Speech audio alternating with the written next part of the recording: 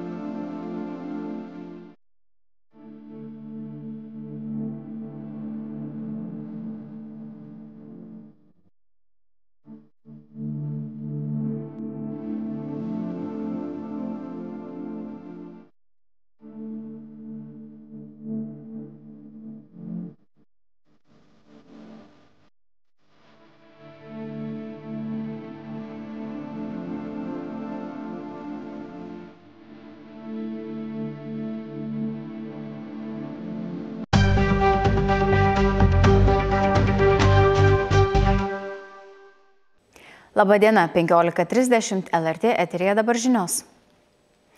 Rusija šiąnakt surengė